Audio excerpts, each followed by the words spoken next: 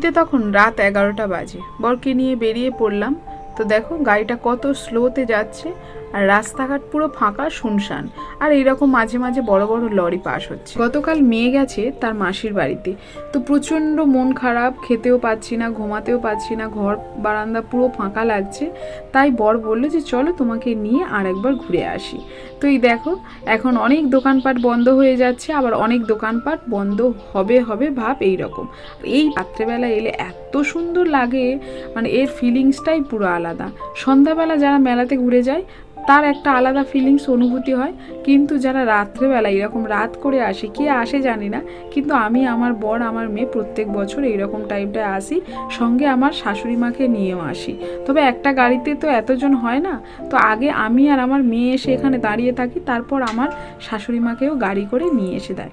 তো দেখো এই যে ভদ্রলোক, ইনি আমার কাছে পয়সা চাইছে খাবার জন্য, তো ওনাকে কিছু পয়সা দিলাম। আজকের মায়ের যে রূপটা সেটা একবার দেখে নাও।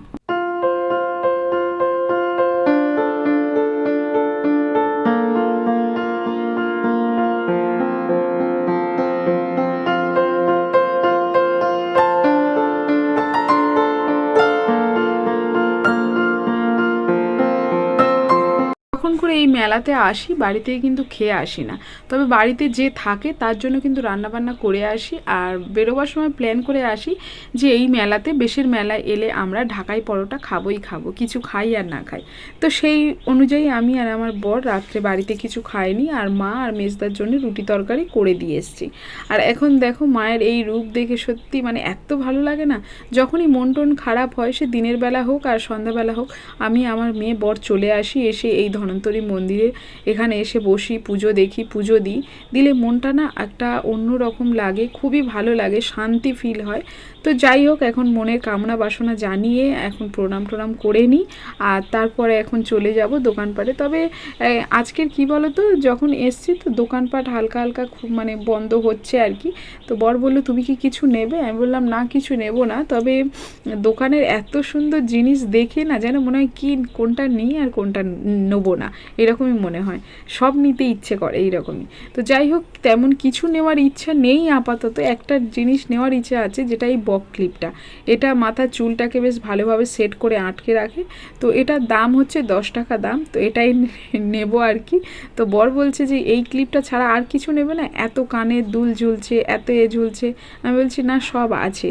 তো এই জন্য দোকানদার বলছে ঠিক আছে, যেটা তোমার পছন্দ সেটাই নাও। তো এই সব হচ্ছে, আর এগুলোর মানে টুকটাক যদি কিছু কেনার থাকে নিয়ে নেব। আর তবে কি বলো তো, মেয়ে তো নেই কাছে, মেয়ে থাকলে নয় এটা নেব ওটা নেব বায়না করে, তো সেটা আর কিছু কেউ বলার নেই, সেই জন্য আরও নিতে মন চাইছে না। তো শুধু একটা ক্লিপ নিয়ে নিলাম। আর দেখো দোকানপাটগুলো সব আস্তে আস্তে বন্ধ হয়ে যাচ্ছে, আর খুব ভালো লাগছে, চারিদিক থেকে হাওয়া, ফুরফুরে হাওয়া দিচ্ছে। আর ওই যে দেখতে পাচ্ছ বড় বড় ঢাকাই পরোটা, ওইগুলো খেতে যাব। তবে এখান থেকে খাবো না, একটা বাঁধা ধরা দোকান আছে, যে দোকান থেকে আমরা প্রত্যেক বছর ঢাকাই পরোটাটা খাওয়া হয়, তবে সেই দোকানে যাচ্ছি। আর এই সব দোকানপাটগুলো দেখো, লোক দেখো 11টা 11:30 বাজতে যায়, কিন্তু হালকা হালকা লোকজন আছে, বেশ ভালোই লাগছে এই টাইমটায়। তো তোমরা যারা যারা ভিডিওটা দেখছো, তারা তারা কেউ এরকম রাত্রিবেলা বরের সঙ্গে বা ফ্যামিলির সঙ্গে যদি এসে থাকো, অবশ্যই কমেন্টে জানিও, আর এর অনুভূতিটা কেমন হয় সেটাও কিন্তু জানিও। তো বিভিন্ন দোকান বিভিন্ন রকমের। তো আমি বলছি কোথায় যাচ্ছ? বলছে চলো সেই ঢাকাই পরোটাটা এবার খেয়ে আসি, নাহলে যদি দোকান বন্ধ হয়ে যায় তাহলে তো আমাদের রাত্রেবেলা খাওয়াই হবে না। তো চলো এখন, আর বলছে আইসক্রিম খাবে। এই সব দোকানে দেখো এখনও মেয়েদের কিন্তু ভিড় রয়েছে, কারণ মানুষ জানে যে সন্ধ্যাবেলা প্রচুর ভিড় হয়, রাত্রেবেলা গেলে অনেক রিল্যাক্সে অনেক কিছু কেনাও যায়, প্লাস মেলাটা আরামসে ঘোরা হয়। তো চলো এখন, আর হালকা হালকা টিপটিপ করে বৃষ্টি পড়ছে, হ্যাঁ বলতে ভুলে গেছি, টিপটিপ করে বৃষ্টিও পড়ছে। তো ছাতা তো আনিনি, জানি না ভিজে যাব কি না। তো এই যে দোকানটা দেখো, চলে এসেছি মুক্তরাম সুইটসে। এটা এটা হচ্ছে ওই কি বলবো, ধন্বন্তরীর পিছনের দিকটা। আর ওর একটা বন্ধুর সঙ্গে দেখা হয়েছে, শিবেনদার সঙ্গে। তো যাই হোক, এই যে ঢাকাই পরোটা, তো দুজনে 2 প্লেট নিয়ে নেব। ঢাকাই পরোটার সঙ্গে দেখো এই রকম ছোলার ডাল দিচ্ছে, তবে রাত্রেবেলা এসছি তো। তো যাই হোক, এখন ঢাকাই পরোটাটা আমি অনেক অনেক অনেক তৃপ্তি ভরে খাবো। বছরের এই এক টাইমটাই ঢাকাই পরোটাটা খেতে ইচ্ছে করে, আমার বরেরও যেমন প্রিয় আমারও তেমন প্রিয়। তো চলো খেতে থাকি, আর তোমরা দেখতে থাকো।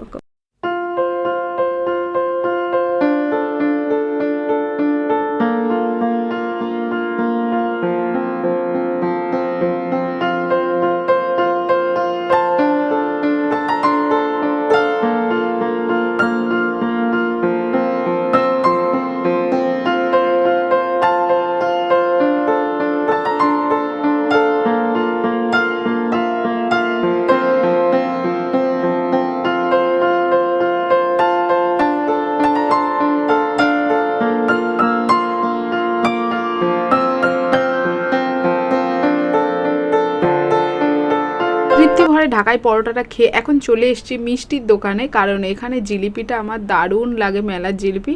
তবে দোকানদারকে জিজ্ঞাসা করছি জিলিপিটা বাসি হয়ে গেলে নরম হবে তো? বললো যে হ্যাঁ, জানি না কি হবে। তো এখন চলো আর একটু হাঁটতে হাঁটতে যাই। বর বলছে চলো গাড়িতে করে একেবারে চলে যাই। আমি বলছি না, হেঁটে হেঁটে যাবো, যত দূর পর্যন্ত আর কি দোকানপাটগুলো বসেছে। তো যাই হোক, হেঁটে হেঁটে যাচ্ছি, বললে বিশ্বাস করবে না, এত সুন্দর লাগছে, চারিদিক থেকে হালকা হালকা হাওয়া আসছে আর রাস্তাটা পুরো ফাঁকা। আর এই ড্রেসটা পরে আমি মেলাতে এসছিলাম। আর মনটা কিন্তু আরেক দিক থেকে খারাপ, কারণ সঙ্গে আমার মেয়ে নেই। মেয়ে থাকলে ও অনেক কিছু, এটা দাও মামা, ওটা দাও, গল্প করতো, কত কি করতো, সেটা কিন্তু মানে বারবার মনে হচ্ছিল। তো যাই হোক, এখন বর বললো যে চলো এক গ্লাস করে লস্যি খাওয়া যাক। তো এই লস্যিটা নিয়ে নিচ্ছি, এখন এটা খাবো, খেয়ে আর শরীরটা ঠান্ডা করে তারপরে বাড়ি চলে যাব। তারপর লস্যি খেতে খেতে ওই যে দাদাটা লস্যিটা দিল, যার দোকান আর কি, উনি আমাদেরকে চেনে আর কি। তো দাদাটার সঙ্গে অনেক গল্প টল্প হচ্ছে, হাসি ঠাট্টা হচ্ছে। তো যাই হোক, এখন লস্যি টস্যি পেট ভরে খেয়ে নিই, খেয়ে শরীরটাকে ঠান্ডা করে এখন দেখো আবার ফিরে যাচ্ছি বাড়ির দিকে। বাড়িতে গিয়ে কি আর করব, কারণ গিয়েই শুয়ে পড়বো, কারণ মেয়ে নেই। মেয়ে না থাকলে না যেন জীবনটা পুরো অন্ধকার অন্ধকার মনে হচ্ছে।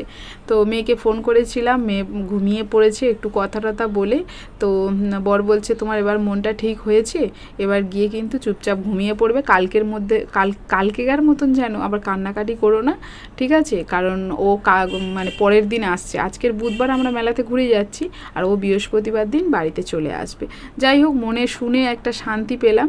তো সেই আনন্দে এখন বাড়ি চলে যাচ্ছি। আর আজকের ব্লগটা কেমন লাগলো অবশ্যই জানিও। টাটা, সবাই ভালো থেকো।